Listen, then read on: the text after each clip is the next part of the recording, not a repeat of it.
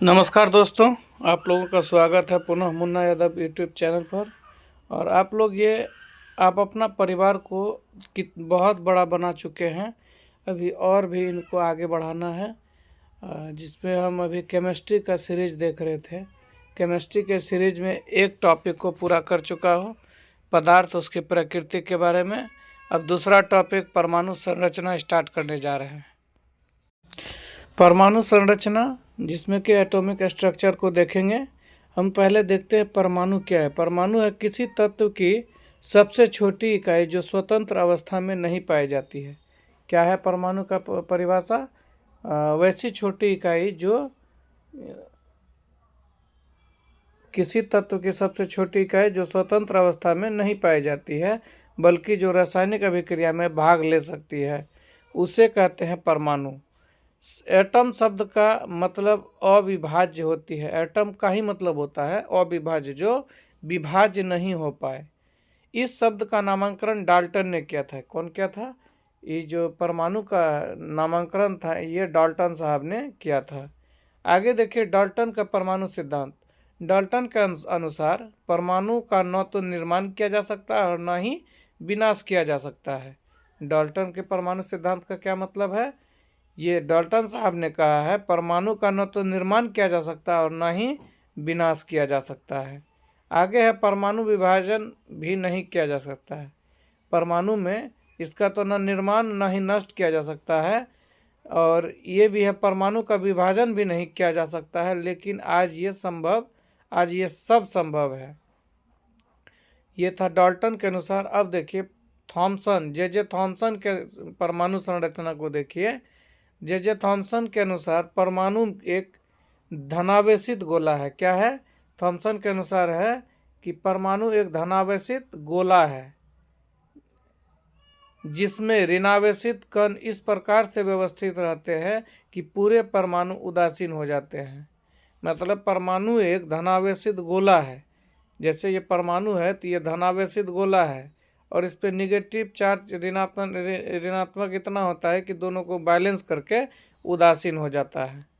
आगे देखते हैं कि रदरफोर्ड का परमाणु संरचना। ये डाल्टन का, थॉमसन का, रदरफोर्ड का देखिए। रदरफोर्ड के अनुसार जो है, रदरफोर्ड के अनुसार परमाणु का नाभिक होता है। परमाणु में क्या होता है?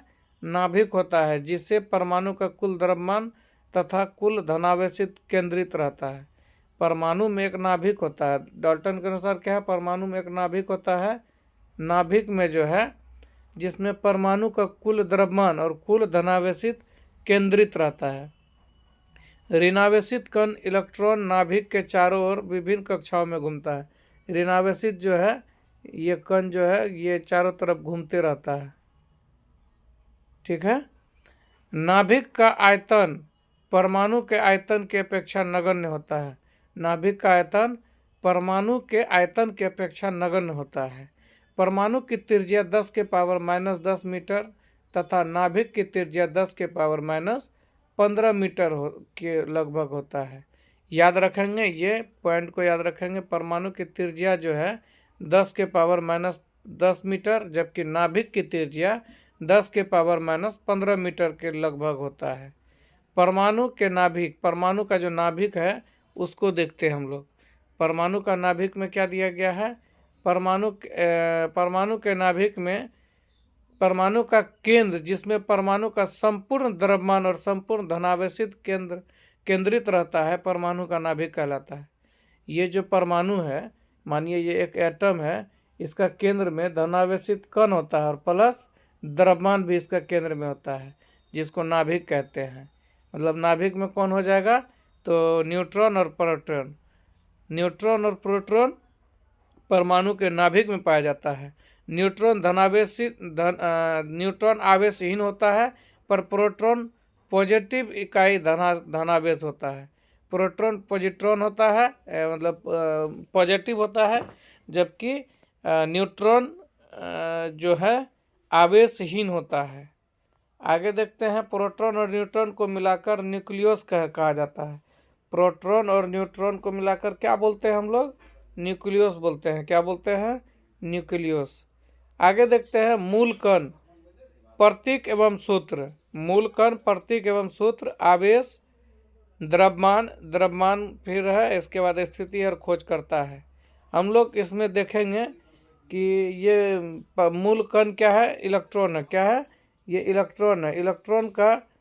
इलेक्ट्रॉन जो है ऋणावेशित है, जिसका मान -1.602 के पावर +18 1.60218 होगा, इंटू 10⁻⁻19।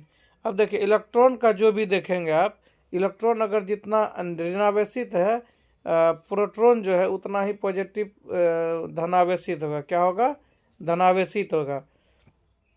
इलेक्ट्रॉन का द्रव्यमान जो होगा 9.1093 गुना 10 के पावर -28 ग्राम होगा, जबकि नाभिक के इर्द गिर्द घूमता है। इसका स्थिति जो है नाभिक का इर्द गिर्द घूमता है।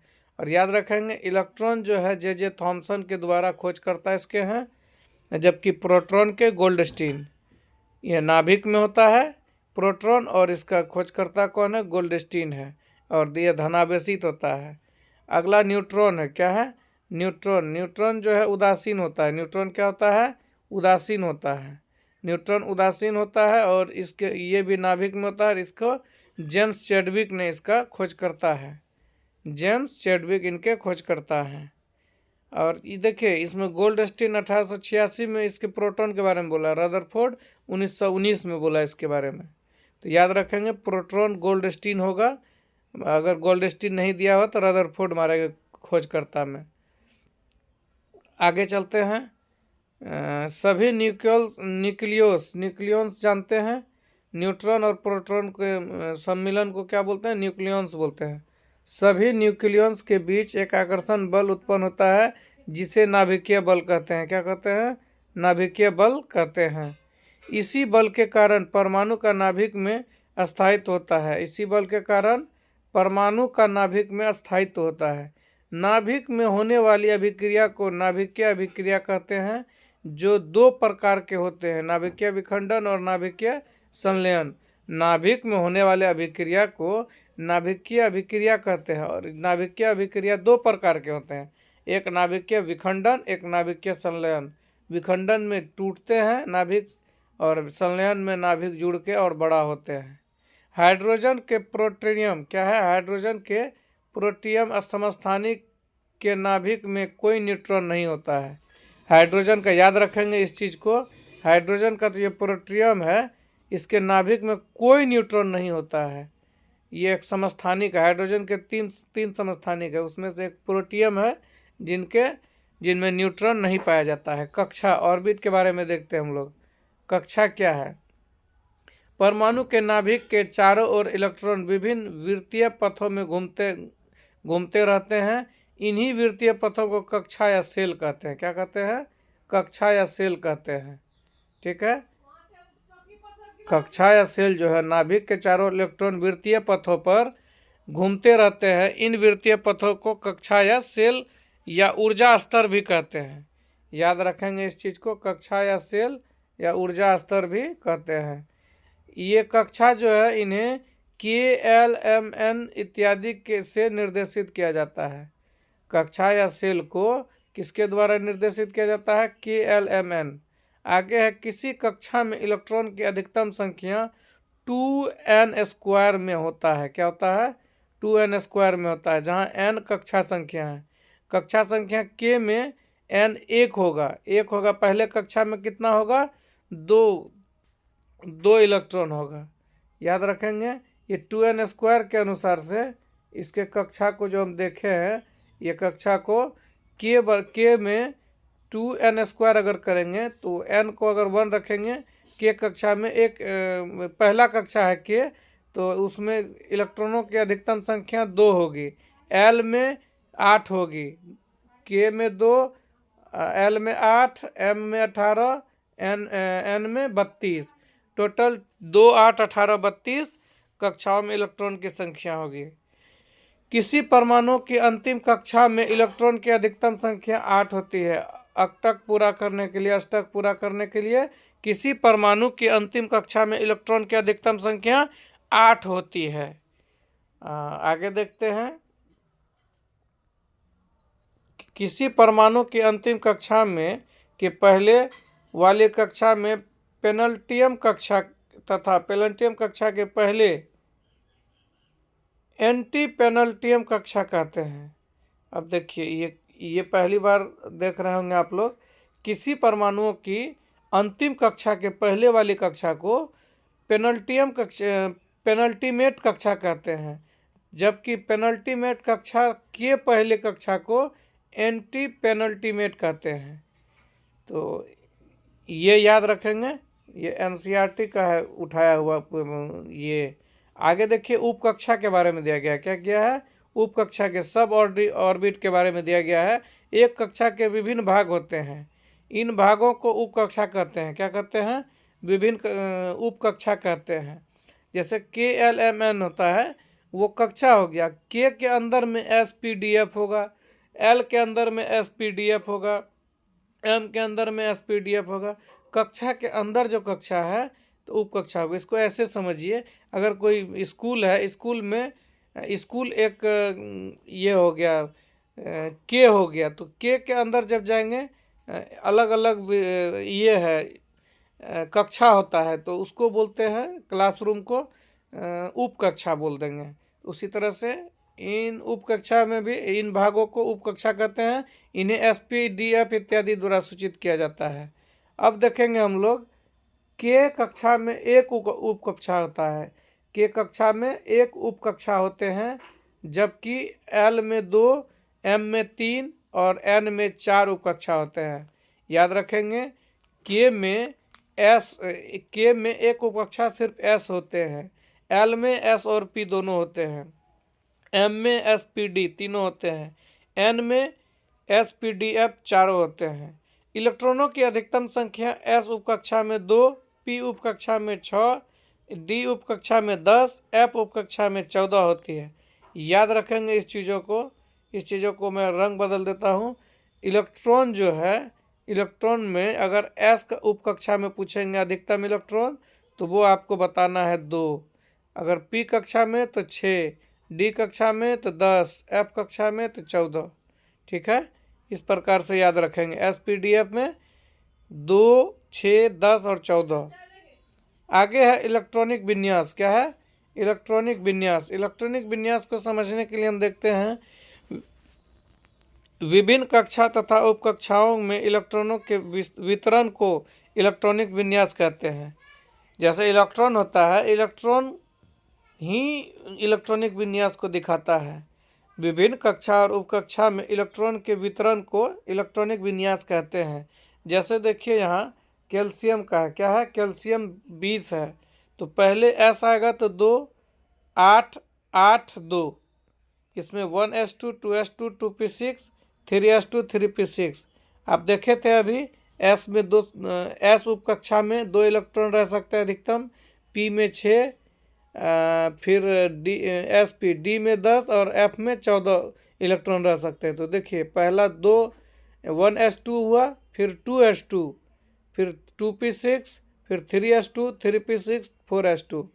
परमाणुओं के किसी भी कक्षा में इलेक्ट्रॉनों की अधिकतम संख्या 2n² होती है। ये तो आप जानते ही, अभी तुरंत पढ़े थे।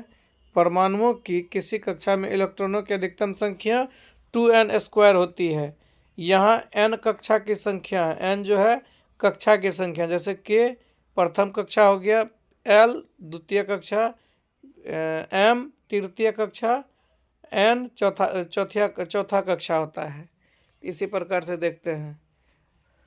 और ये जो 2n² के बारे में, यह बोरबरी योजना के अनुसार होता है। किसके अनुसार? बोरबरी योजना के अनुसार होता है।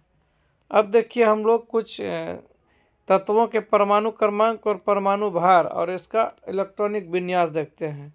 जैसे बोरन है, बोरन का परमाणु संख्या 5 है। क्या है? 5 है, और इसका परमाणु भार 10 है। तो इसका विन्यास होगा वो 5 देखना है। पहले 1s में 2 को दिए, 1s2, फिर 2s2, 2p1। फिर कार्बन का देखिए, कार्बन में 6 परमाणु संख्या। क्या है? 6 परमाणु संख्या है, परमाणु क्रमांक। और परमाणु भार 12 है, तो 1s2 2s2 2p 2 हो गया, क्योंकि s में 2 इलेक्ट्रॉन अधिकतम रह सकता है, p में 6। नाइट्रोजन देखिए, नाइट्रोजन में आप देखेंगे कि 7 इलेक्ट्रॉन है, तो 7 परमाणु क्रमांक है, तो 7 इलेक्ट्रॉन होगा इसमें, तो 1s2 2s2 2p3। ऑक्सीजन में देखिए, तो ऑक्सीजन में 8 परमाणु क्रमांक है, तो 1s2 2s2 2p4। फ्लोरीन में 9 है, तो 1s2 2s2 2p5। नियोन में है, नियोन में देखिए 10 है, तो 1s2 2s2 2p6। सोडियम में 11 है, सोडियम में 11 परमाणु क्रमांक है, तो इसका 1s2 2s2 2p6। एवं प्रकार से इसको देखते चलेंगे। तो इलेक्ट्रॉनिक विन्यास जो है देखिए, एस में अधिकतम 2 इलेक्ट्रॉन रह सकते हैं, तो एस में 2 है, चाहे वो 1s हो, 2s हो, 3s हो। पी में 6 है, 6 के बाद आगे देखिए 3p में जाके फिर और रह रहा है आगे। इसी प्रकार से देखते हैं। अब देखते हैं संयोजी इलेक्ट्रॉन के बारे में। किसको देखते हैं? संयोजी इलेक्ट्रॉन के बारे में। संयोजी इलेक्ट्रॉन जो है किसी परमाणु की अंतिम कक्षा में उपस्थित इलेक्ट्रॉनों को संयोजी इलेक्ट्रॉन कहते हैं। जैसे कैल्शियम में संयोजी इलेक्ट्रॉन 2 है, कैल्शियम में संयोजी इलेक्ट्रॉन 2 है। अक्रिय गैसों को छोड़कर बाकी सभी तत्वों में संयोजी इलेक्ट्रॉनों की संख्या 8 से कम है। याद रखेंगे इस चीज़ को कि संयोजी इलेक्ट्रॉन का संख्या सिर्फ अक्रिय गैसों को छोड़ के सभी में 8 से कम है, जबकि हीलियम में संयोजी इलेक्ट्रॉन 0 है। हीलियम में संयोजी इलेक्ट्रॉन 0 है। कोर इलेक्ट्रॉन किसे बोलते हैं? संयोजी इलेक्ट्रॉन देख लिए, कोर इलेक्ट्रॉन। कोर इलेक्ट्रॉन होते हैं किसी परमाणु के संयोजी इलेक्ट्रॉन को छोड़कर बाकी सभी इलेक्ट्रॉन को कोर इलेक्ट्रॉन कहेंगे। जैसे 2 8 8 2 है, इसमें कोर इलेक्ट्रॉनों की संख्या 18 है। कैसे कि 2 जो है संयोजी इलेक्ट्रॉन हो गया, ये 2 जो है, ये दो जो है संयोजी इलेक्ट्रॉन हो गया, तो इनको छोड़ के, ये 2 को छोड़ के बाकी ये तीनों जो है ये कोर इलेक्ट्रॉन हो गया। क्या हो गया? कोर इलेक्ट्रॉन हो गया। आगे आते हैं संयोजकता। क्या है संयोजकता? संयोजकता है किसी भी तत्व के का परमाणु अपनी अंतिम कक्षा में 8 इलेक्ट्रॉन पूरा करने के लिए जितने इलेक्ट्रॉन का त्याग या ग्रहण करता है या जितने इलेक्ट्रॉन का साझा करता है, उसे उस तत्व का संयोजकता कहते हैं। आपको याद होगा कि जैसे कोर इलेक्ट्रॉन को छोड़ के जो भी संयोजी इलेक्ट्रॉन है, जैसे इसमें पढ़ा ना संयोजी इलेक्ट्रॉन वही इलेक्ट्रॉन होगा जो बाहरी कक्षा में होगा। संयोजी इलेक्ट्रॉन के में जो संयोजी इलेक्ट्रॉन जो आपस में आदान प्रदान करते हैं, तो वो हो जाते हैं संयोजकता कहलाते हैं। किसी भी तत्व का परमाणु अपनी अंतिम कक्षा में 8 इलेक्ट्रॉन पूरा करने के लिए जितने इलेक्ट्रॉन का त्याग या ग्रहण करते हैं, उसे इलेक्ट्रॉन या साझा करते हैं, उसे उस तत्व की संयोजकता कहते हैं। जैसे यहाँ देखते होंगे हीलियम, लिथियम, सोडियम, क्रिप्टियम, rubidium, caesium, francium, chlorine, bromine, iodine, fluorine, chlorine, bromine, iodine, ये सारे जो है संयोजकता 1 के हैं, क्योंकि इनके पास 1 इलेक्ट्रॉन की कमी है। जबकि barium, magnesium, calcium, selenium, beryllium, oxygen, इसमें 2 है।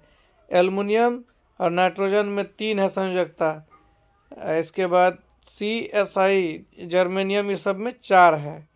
तो इसी प्रकार से देखेंगे तो तत्व जो है उसके संयोजकता को देख पाएंगे। अंतिम कक्षा में जो बचे इलेक्ट्रॉन है जो आदान प्रदान करके अष्टक पूरा करते हैं, उसी को संयोजकता कहते हैं। क्वार्क क्या है? देखिए, क्वार्क को जानने के लिए हम देखते हैं। क्वार्क जो है परमाणु के मूल कण जिन कणों के मिलने के कारण वे बने हैं, उन्हें क्वार्क कहते हैं।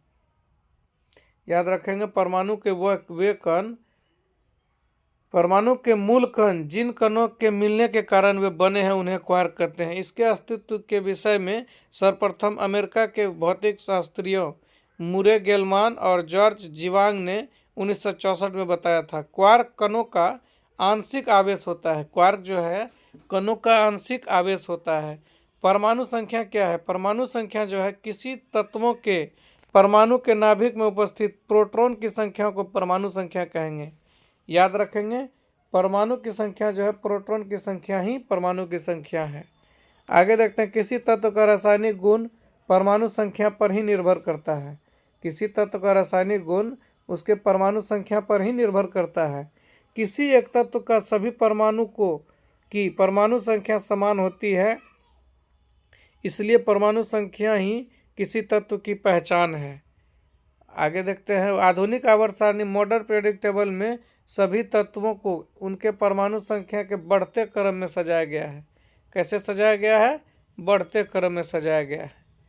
आप देखेंगे आधुनिक आवर्त सारणी में जो है सभी तत्वों को उनके परमाणु संख्या के बढ़ते हुए क्रम में सजाया गया। द्रव्यमान संख्या किसी तत्व के परमाणु के नाभिक में उपस्थित प्रोटॉन और न्यूट्रॉन की संख्या के योगफल को द्रव्यमान संख्या कहेंगे।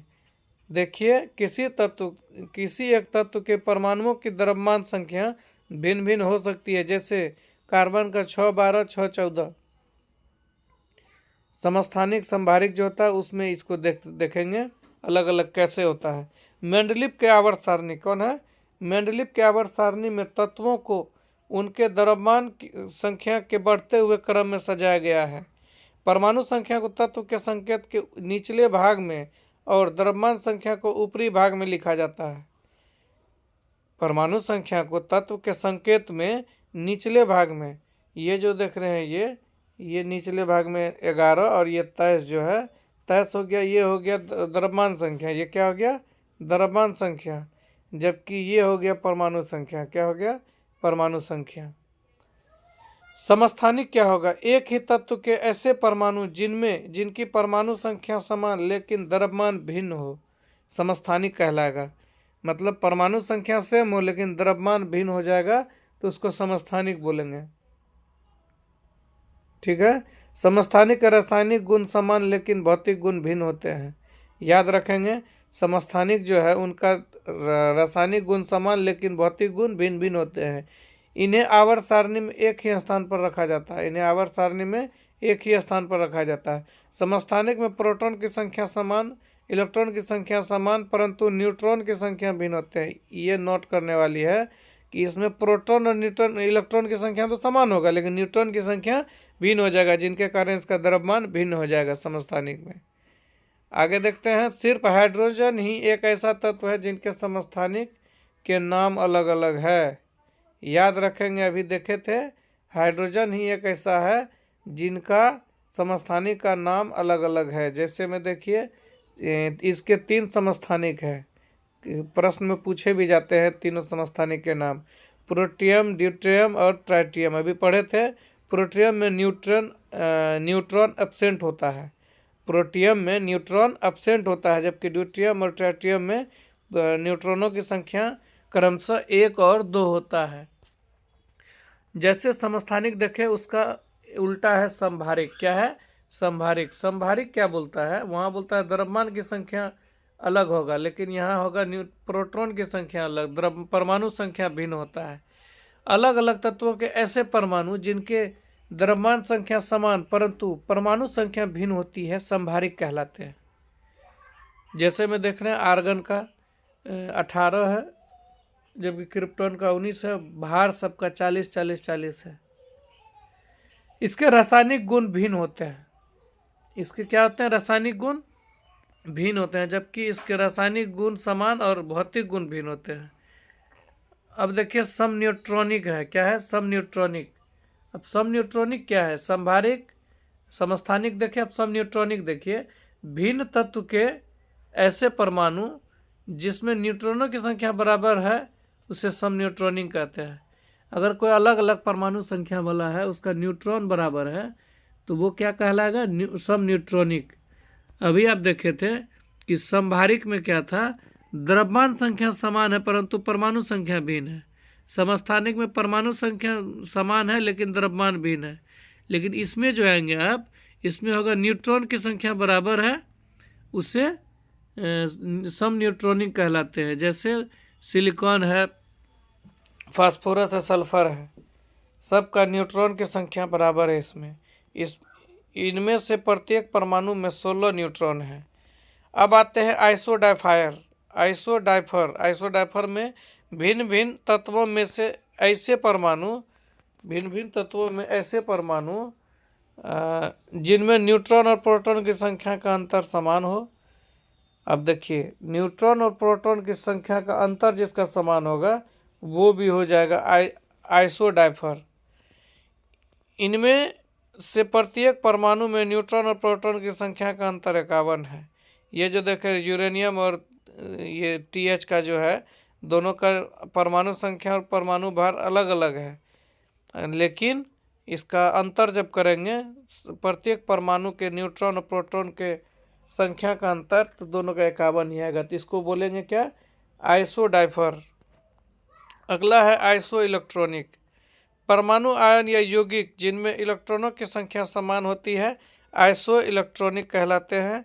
जैसे सोडियम प्लस में है, मैग्नीशियम 2+, मतलब अपने अपने इलेक्ट्रॉन त्याग करके जो सब बराबर कर लिए अपने आप को, तो वो कहलाएंगे आइसो इलेक्ट्रॉनिक। आइसोस्टर। आइसोस्टर क्या होता है? आइसोस्टर में आप देखेंगे ऐसे आइसो इलेक्ट्रॉनिक हैं जिनमें परमाणुओं की संख्या भी समान होती है, उन्हें आइसोस्टर कहते हैं। जैसे NH4- CH4।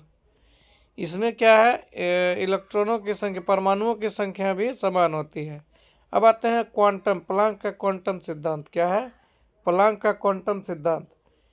प्लांक का क्वांटम सिद्धांत में हम जब देखते हैं तो इसमें देखते हैं इस सिद्धांत के अनुसार विकिरण ऊर्जा छोटे छोटे पैकेटों की बनी होती है जिन्हें क्वांटम कहते हैं। इस सिद्धांत के अनुसार जो है विकिरण ऊर्जा जो है सूर्य की रोशनी, उसके छोटे छोटे पैकेटों की बनी होती है जिन्हें क्वांटम कहते हैं।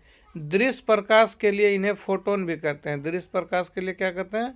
इन्हीं को फोटोन कहते हैं। जिसको क्वांटम हम बोल रहे हैं उन्हीं को फोटोन कहते हैं। इन क्वांटम या फोटोन की ऊर्जा इनकी आवृत्ति, फ्रीक्वेंसी के समानुपाती होती है। इन क्वांटम या फोटोन की ऊर्जा आवृत्ति, फ्रीक्वेंसी के समानुपाती है, इसलिए E समानुपाती V है, या E बराबर H V। V नहीं है, न्यू है, H न्यू। E समानुपाती न्यू से आवृत्ति सूचित की जाती है, जहाँ H प्लांक या स्थिरांक है। इसका मान होता है 6.623 × 10⁻⁻34 जूल सेकेंड। आगे है आवृत्ति। फ्रीक्वेंसी क्या है? तरंग का वेग बटे तरंग दैर्घ्य का, देखिए तरंग का वेग नहीं, तरंग का वेग होगा। तरंग का वेग बटे तरंग दैर्घ्य की लंबाई, तरंग का वेग बटे तरंग दैर्घ्य की लंबाई आवृत्ति हम जानते हैं। और V बराबर न्यू बराबर C/λ, E बराबर hc/λ, E बराबर hc/λ। इसे प्लांक का समीकरण कहते हैं, जहाँ C बराबर प्रकाश का वेग, लैम्डा बराबर प्रकाश का तरंग दैर्घ्य, और इसी तरह से यहाँ आवृत्ति बराबर देखें तो यहाँ प्लांक का समीकरण हो गया E बराबर hc/λ। याद रखेंगे प्लांक का नियम जो है hc/λ होगा। क्या होगा? hc/λ। ठीक है, इसे प्लांक का समीकरण। ऑर्बिटल देखते हैं। परमाणु के नाभिक के चारों ओर उस त्रिविमीय संरचना को ऑर्बिटल कहते हैं जहाँ इलेक्ट्रॉन के पाए जाने की संभावना सबसे अधिक होती है। ऑर्बिटल किसको बोलेंगे? परमाणु के नाभिक के चारों ओर उस त्रिविमीय संरचना को ऑर्बिटल कहते हैं जहाँ इलेक्ट्रॉन में पाए जाने की संभावना अधिक होती है। आगे देखते हैं। ऑर्बिटल का विचार इलेक्ट्रॉन की तरंग गति के सिद्धांत से आया। ऑर्बिटल का विचार जो है, ऑर्बिटल का विचार इलेक्ट्रॉन की तरंग गति के सिद्धांत से आया। इन्हें SPDF इत्यादि से सूचित किया जाता है। आप जानते हैं उपकक्षा जो था SPDF वही है। S ऑर्बिटल गोलाकार, P ऑर्बिटल डमरू का आकार, D ऑर्बिटल द्विडमरू के आकार का, और F ऑर्बिटल जटिल आकृति का। ठीक है, S ऑर्बिटल गोलाकार होता है। S ऑर्बिटल कैसा होता है? गोलाकार होगा। जबकि ये P ऑर्बिटल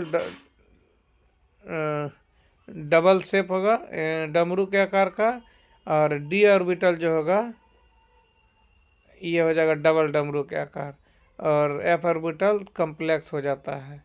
आगे आते हैं क्वांटम संख्या। क्या है क्वांटम संख्या? किसी इलेक्ट्रॉन की पूर्ण रूपेण वर्णन करने के लिए 4 संख्याओं का समूह चार संख्याओं का समूह उपयोग किया जाता है जिसे क्वांटम संख्या कहते हैं। ये चार है मुख्य क्वांटम संख्या। चार कौन कौन है? मुख्य क्वांटम संख्या, दिगंशी क्वांटम संख्या, और तीसरा है चुंबकीय क्वांटम संख्या, चौथा है चक्रण क्वांटम संख्या। हम लोग देखते हैं मुख्य क्वांटम संख्या क्या है। मुख्य क्वांटम संख्या, मुख्य क्वांटम संख्या में क्या है कि ऐसी क्वांटम संख्या जो इलेक्ट्रॉनों की कक्षा संख्या को सूचित करती है उसे मुख्य क्वांटम संख्या कहते हैं। इसे n द्वारा सूचित किया जाता है। याद रखेंगे इसे किसके द्वारा? n द्वारा सूचित किया जाता है। k कक्षा के लिए n बराबर 1, l कक्षा के लिए n बराबर 2, m कक्षा के लिए n बराबर 3 होता है। k l m n, k कक्षा के लिए n बराबर 1, l के लिए 2, m के लिए 3 होता है। मुख्य क्वांटम संख्या के द्वारा, तो इसी तरह से हम देखें मुख्य क्वांटम संख्या। आगे देखते हैं दिगंशी क्वांटम संख्या। दिगंशी क्वांटम संख्या ऐसी क्वांटम संख्या जो इलेक्ट्रॉनों की उपकक्षा सब ऑर्बिट, कौन है? सब ऑर्बिट, इलेक्ट्रॉनों की उपकक्षा सब ऑर्बिट तथा ऑर्बिटल की आकृति को प्रकट करती है, उसे दिगंशी क्वांटम संख्या कहते हैं। इसे L द्वारा सूचित करते हैं। जैसे उसे n द्वारा कर रहे थे हम लोग, यहाँ देखिए जैसे मुख्य क्वांटम संख्या को n द्वारा, जबकि दिगंशी क्वांटम संख्या को किसके द्वारा? L द्वारा सूचित करते हैं। इसका मान मुख्य क्वांटम संख्या n पर निर्भर करती है। L बराबर 0 से n-1 तक, L बराबर 0 से n-1 तक। दिगंशी क्वांटम संख्या के मानों की संख्या मुख्य क्वांटम संख्या के मान के बराबर होती है। जैसे n बराबर 1 तो L का मान 0 हो जाएगा। n बराबर 1 जब देंगे तो L का मान 0 हो जाएगा। कैसे? तो देखिए हम जानते हैं कि n-1, L बराबर होता है n-1, n का मान 1 देंगे तो L बराबर 0 हो जाएगा। n बराबर 2 देंगे L बराबर 1 हो जाएगा। तो ये हो जाएगा, जैसे n बराबर 1 देंगे L का मान 1 रहेगा जो कि 0 होगा। n बराबर 2 देंगे तो L का मान 2 होगा, 0 और 1। n बराबर 3 देंगे तो L का मान 3 हो जाएगा, 0 1 2। n बराबर 4 देंगे तो L का मान 4 हो जाएगा। इसमें 0 1 2 3 हो जाएगा।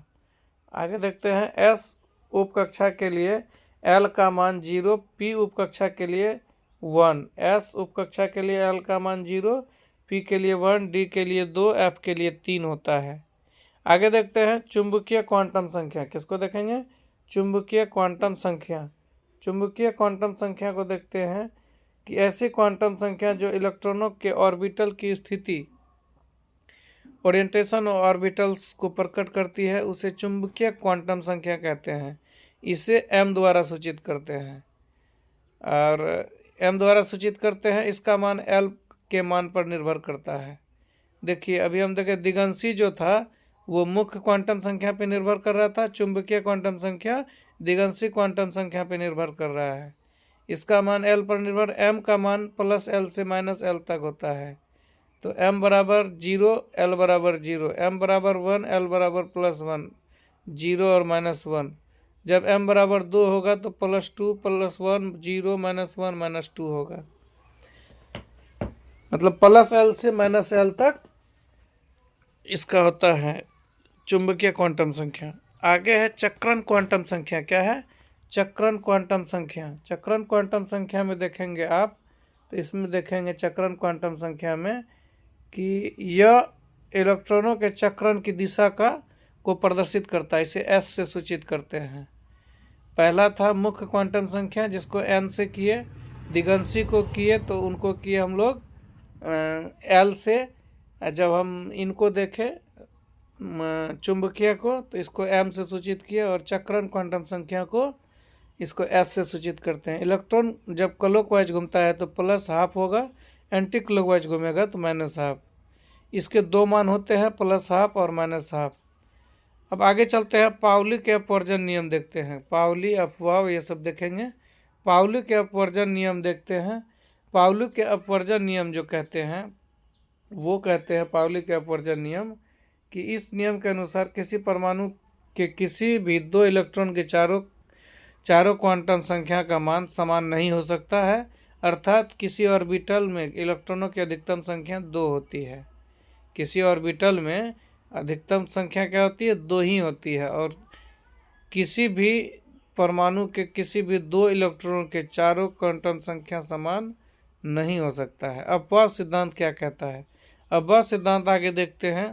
तो अब वह सिद्धांत में बोलते हैं कि इस नियम के अनुसार इलेक्ट्रॉनों के विभिन्न उपकक्षाओं में उनके बढ़ते हुए ऊर्जा क्रमों के आधार पर भरा जाता है, जो इस प्रकार है: 1s 2s 2p 3s 3p 4s 3d 4p 5s 4d 5p 6s 4f 5d 6p 7s।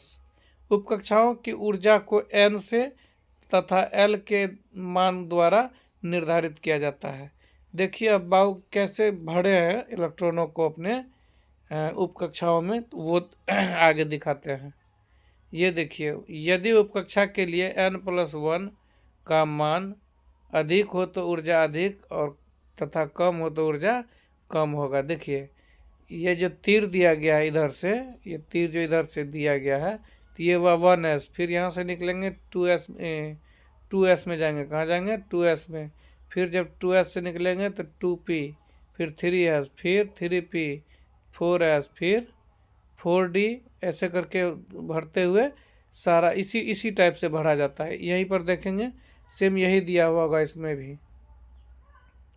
ठीक है, आगे देखते हैं। यदि दो उपकक्षाओं के लिए n+1 का मान समान हो, यदि दो उपकक्षाओं के लिए n+1 का मान समान हो, तो जिस उपकक्षा के लिए n का मान अधिक हो उसकी ऊर्जा अधिक, जिसके लिए n का मान कम हो तो उसकी ऊर्जा कम होगी। आप लोग समझ सकते हैं कि जहाँ पर n का मान अधिक होगा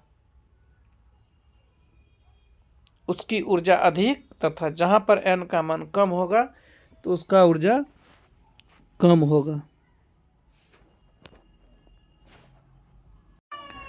हुंड के नियम देखिए, हुंड का अधिकतम बहुलता का नियम क्या कहता है? हुंड के अधिकतम बहुलता का नियम क्या कहता है? इस नियम के अनुसार एक उपकक्षा के सभी कक्षकों में जब तक एक एक इलेक्ट्रॉन न आ जाए तब तक इनमें इलेक्ट्रॉन युग्मित नहीं होते हैं। आगे देखते हैं कि युग्मत कैसे। s में जो है, s ऑर्बिटल में दूसरा इलेक्ट्रॉन जो होता है वो आके इसका युग्मत पूरा करता है, जबकि p इलेक्ट्रॉन में चौथा इलेक्ट्रॉन। आगे देखते हैं, p ऑर्बिटल में चौथा इलेक्ट्रॉन से युग्मित होता है। ठीक है, यहाँ तक देख लिया। अब देखते हैं p ऑर्बिटल के जो बाद हाइजेनबर्ग के अनिश्चितता के नियम क्या है? हाइजेनबर्ग के अनिश्चितता का नियम क्या है कि इस नियम के अनुसार किसी भी सूक्ष्म कण की स्थिति और वेग का एक साथ सही निर्धारण नहीं किया जा सकता है। इस नियम के अनुसार किसी भी सूक्ष्म कण की स्थिति और वेग का एक साथ सही निर्धारण नहीं किया जा सकता है। आगे है डी ब्रोगली के बारे में। डी ब्रोगली के दोहरा सिद्धांत क्या कहते हैं? इस सिद्धांत के अनुसार कोई सूक्ष्म कण तरंग तथा कण दोनों जैसा आचरण कर सकता है। तो डी ब्रोगली का कहना है कि कोई अगर सूक्ष्म कण है वो तरंग के भांति भी व्यवहार कर सकता है या कण के भांति भी व्यवहार कर सकता है। अगर कण के भांति व्यवहार किया तो इसमें आइंस्टीन के समीकरण से ऊर्जा का मान ज्ञात कर सकते हैं। अगर ये कण की भांति आचरण करता है तो इसका ऊर्जा का मान आइंस्टीन के समीकरण से ज्ञात किया जा सकता है, E = mc² से। परंतु जब किसी तरंग जैसा आचरण करता है तब इसकी ऊर्जा का मान प्लांक के समीकरण से ज्ञात किया जा सकता है, जो E = hν है। इस प्रकार से समीकरण 1 और 2 देखते हैं। ऊर्जा का मान कैसे निकालते हैं? ऊर्जा का मान निकालने के लिए E = mc², E = hν है। दोनों समीकरण को जब देखेंगे तो mc² बराबर जो हो जाएगा hν। mc² बराबर क्या हो जाएगा? hν। mc² बराबर hν है। ν बराबर c/λ है। ν बराबर c/λ है। तो लैम्डा बराबर h/mc हो जाएगा, जहाँ m कण का द्रव्यमान, c प्रकाश का वेग है। लैम्डा बराबर h/p हो जाएगा। p इसलिए क्योंकि p = mc संवेग होता है। mc बराबर संवेग हो जाएगा, c क्योंकि प्रकाश का वेग है और m द्रव्यमान है। द्रव्यमान गुना वेग को ही संवेग कहेंगे, इसीलिए लैम्डा बराबर h/p हो जाएगा। अतः किसी कण का तरंग दैर्घ्य उसके संवेग के व्युत्क्रमानुपाती होते हैं। किसी कण का तरंग दैर्घ्य क्या होता है? उसके संवेग के व्युत्क्रमानुपाती होते हैं। बहुत बहुत धन्यवाद। आप लोगों ने मुन्ना यादव यूट्यूब चैनल में अभी तक वीडियो देखा। केमिस्ट्री का ये सीरीज जो चल रहा है ये आपको चलता रहेगा। इसके पैरेलल में मैं चाह रहा हूँ कि एक ऐसा सीरीज लाएं जो आर्ट्स पेपर को भी मजबूत करे। आप लोगों का कमेंट बॉक्स में आएगा किस टॉपिक को उठाएं, तो उस टॉपिक को हम उठा के उसको पूरा करने का प्रयास करेंगे। बहुत बहुत धन्यवाद। आपका अपना YouTube channel Munna Yadav YouTube channel में आपका भाई मुन्ना यादव आप लोगों के बीच ऐसे ही सामान्य अध्ययन के विभिन्न विषयों को लेकर आता रहेगा। और एनसीईआरटी बेस्ड जो भी बुक है मार्केट में, किरण पब्लिकेशन का बहुत अच्छा बुक है, उनको मैं पूरा करने का प्रयास कर रहा हूँ। काम तो बहुत भारी है, लेकिन अगर मैं बीड़ा उठा लिया हूँ तो पूरा करने का प्रयास करूँगा। आप लोगों का साथ बना रहे। बहुत बहुत धन्यवाद।